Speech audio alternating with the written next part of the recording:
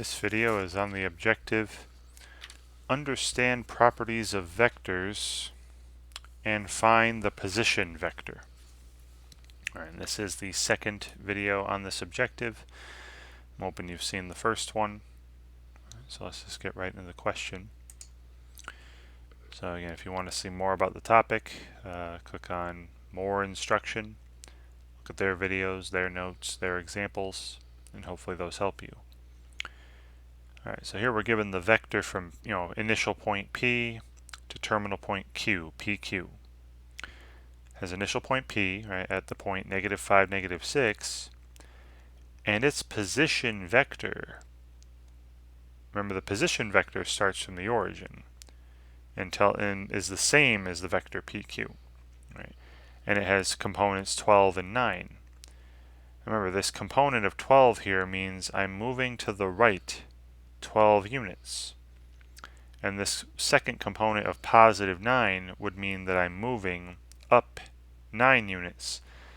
Well, if that's the case, what would be the terminal point Q? If the initial point was -5, -6, and this was the vector. A vector just describes motion on the plane. Alright, so again, I'll draw this up.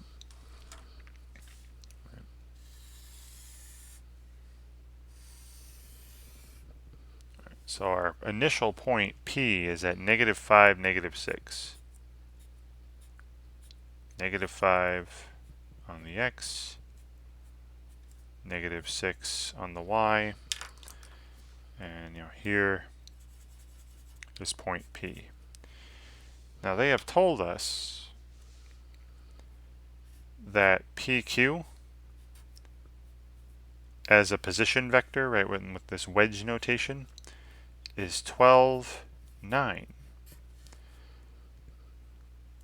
Now remember, this anytime you see this wedge notation or hear the word vector on the coordinate plane, that's just describing a motion.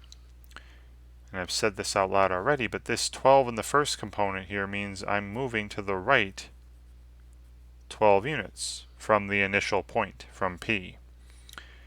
And then this second component, +9, means I'm moving up 9 units. And if they were negative, it'd be left and down.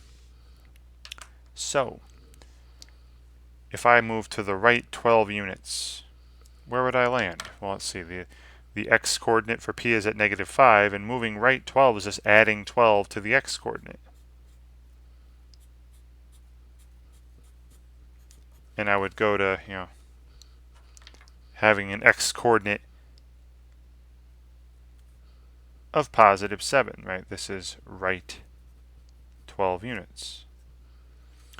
And then going up 9 units, takes me from having a y coordinate of -6 up 9 units to having a y coordinate of 3, right? Just adding 9 to the y coordinate of P. There's up 9. And I would land at this point here. And point Q then has coordinates 7, 3, doesn't it? All right, this had coordinates -5, -6. If I added 12 to the x coordinate, added 9 to the y coordinate. That's exactly what the vector is telling me to do. And then here is vector PQ. All right, there's vector PQ. 12 right, up 9. And if you wanted, you could also again draw this in the standard position. Start at 0, 0, move right 12 up 9, and it would be the same exact arrow, just shifted. Okay. But this is our answer, right? They wanted this. What would be the terminal point? Where would you end at the point 7, 3?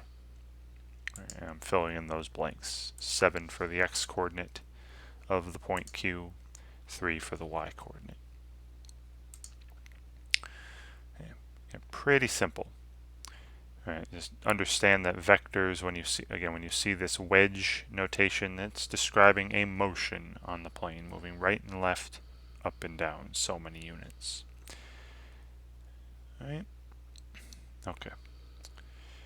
All right. So hopefully, watching me do this, looking at the more instruction if you need to, reading the answer explanations when they come up, I'm hoping all this stuff helps you out when you are working on this on your own.